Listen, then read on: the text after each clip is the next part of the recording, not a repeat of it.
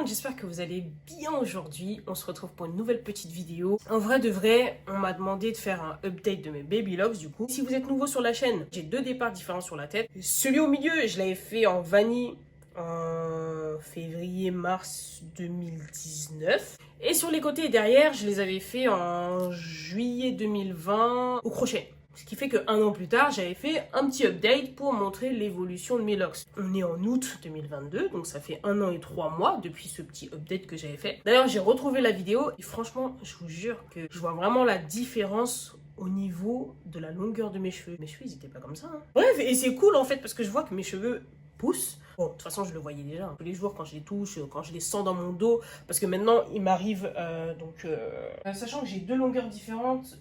Hop, ça c'est mes locks du milieu, ouais. Genre, voilà, ça m'arrive à là.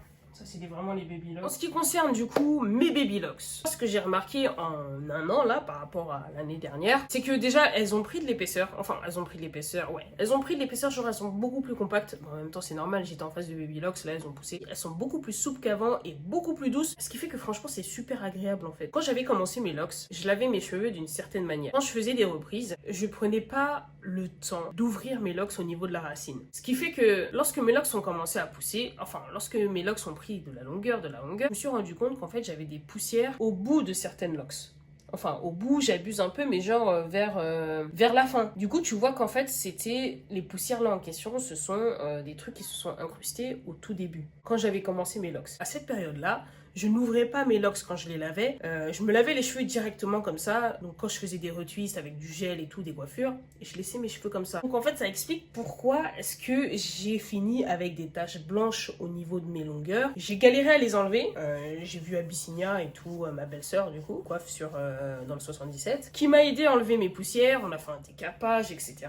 Certains endroits, c'était un petit peu plus difficile à enlever. On a fait une restructuration de certaines de mes locks avec des cheveux naturels. Quand je regardais mes locks au fur et à mesure du temps, sur la partie qui était plus proche de la racine, bah en fait j'avais pas ces poussières en question. Donc inconsciemment, j'avais déjà solutionné le truc, tu vois. Sauf que maintenant, je fais beaucoup plus attention à ça pour éviter que de nouvelles poussières se forment à l'avenir et que voilà quoi, que j'ai plus de traces blanches ou quoi que ce soit sur mes cheveux. En ce qui concerne maintenant à proprement parler de ma routine. Déjà ce qu'il faut savoir c'est que en termes de shampoing, j'utilise plus le Mango & Lime et que j'utilisais plutôt celui de chez Amosture. Le Deep Cleaning, je sais pas quoi, je vous le mets là.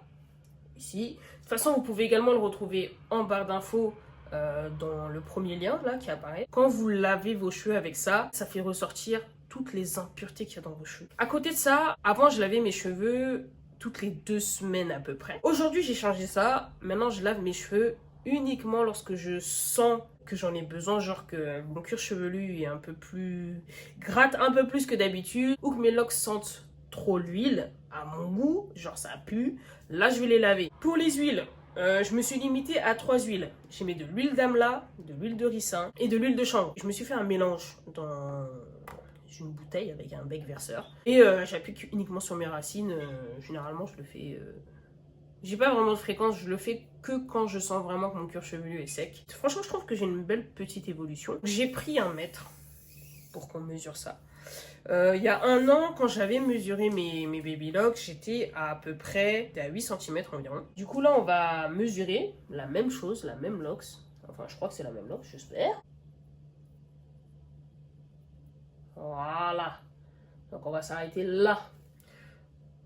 Donc là, je suis... je me suis arraché des cheveux là en faisant ça. Bon, bref, c'est pas grave.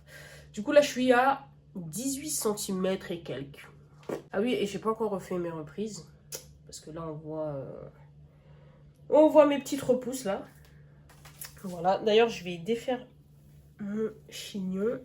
Et franchement, quand je regarde ma vidéo de l'année dernière, je suis choquée de voir l'évolution. Je vais vous faire un rapide tour, là, de mes locks, qui sont un peu plus matures. Donc, à l'arrière, mes locks m'arrivent, hop, voilà. Non, franchement, elles ont bien... Moi, je trouve qu'elles ont bien poussé en 10 cm en 1 an. Je trouve que ça va. Après, pour certaines personnes, les cheveux poussent beaucoup plus vite que pour d'autres. Moi, je trouve que j'ai une pousse plutôt satisfaisante, plutôt moyenne. Je pense qu'il y a des gens, leurs locks poussent beaucoup plus vite que les miennes. Donc, tant mieux pour eux. Hein. Moi, mes locks poussent à cette vitesse-là. Donc, c'est cool. Genre, je vais pas me plaindre. Genre, je m'en fous. Parmi les autres choses que j'ai modifiées dans ma routine, je ne fais plus d'interlocking. genre j'ai arrêté. Pendant plusieurs années, du coup, depuis le départ de mes locks, je faisais de l'interlocking. Ensuite, j'ai essayé d'aller sur le retwist pur et simple avec la méthode locksmithing. La méthode locksmithing ou locksmith, c'est en fait juste tu enroules tes repousses autour de ta locks en faisant donc une technique avec le pouce et l'index. À un moment donné, comme je crochetais pas mes repousses sur mes locks, bah, j'avais des cheveux qui partaient un peu dans tous les sens sur les côtés, ce qui fait que j'avais des locks qui commençaient à s'affiner au niveau de la racine. Et maintenant, bah, juste je passe le crochet. Et quand j'ai besoin de faire une reprise, ou du moins quand j'ai des locks qui vont du coup à l'extérieur de mes cheveux, je fais piquer la racine, tout simplement. L'autre changement que j'ai fait au cours de cette année, c'est que j'ai modifié ma routine alimentaire. Ça veut dire qu'avant, je mangeais énormément de bêtises. Bonbons, gâteaux, McDo, Quick, je sais pas quoi, je sais pas. Du coup, là, ce que j'ai fait, c'est que je bois beaucoup plus d'eau que d'habitude. Je bois entre 1,5 litre et 2 litres. On commence tout doucement, hein, on commence tout doucement, tu vois. Je remplace les bonbons par des fruits. Je mange plus de légumes qu'avant. Je mange plus de fruits, je bois beaucoup plus d'eau. J'ai réduit les bonbons. Et franchement, pour ça, je suis fière de moi. Et le truc qui est bien, c'est que j'ai remarqué le changement à la fois sur mon corps. Parce que bon, j'ai perdu... Parce que déjà, j'ai perdu 12 ou 13 kilos. Bref, je sais pas. J'ai perdu 12-13 kilos. Et j'ai également un changement au niveau de mes cheveux. Et ça, je m'en suis rendu compte au fil des mois, en fait. Je l'ai pas vu tout de suite. Mais plus les mois avançaient, plus je me dis, mes cheveux, ils ont changé quand même. Hein. Et en fait, je pense que c'est tout simplement parce que j'ai fait tout ce changement dans ma vie. Et apparemment, c'est un changement qui est plutôt positif, donc c'est cool. Ah oui, autre chose, j'ai eu un gros coup de stress dernièrement. Je sais pas pourquoi. Ce qui fait que j'ai eu une petite perte de cheveux là, à ce niveau-là. Au niveau des tempes. Et donc là, en fait, pour l'instant, ce que je fais, parce que ça m'est déjà arrivé, hein, ça m'est déjà arrivé il y a 2 ans. Après, j'avais réussi à faire repousser mes cheveux. Là, j'ai eu encore un gros coup de stress. Du coup, il faut que je refasse comme avant. Donc moi, ce que je fais pour ça, c'est que je mets des huiles. Je mets de l'huile... C'est quelle huile que j'utilise pour ça déjà?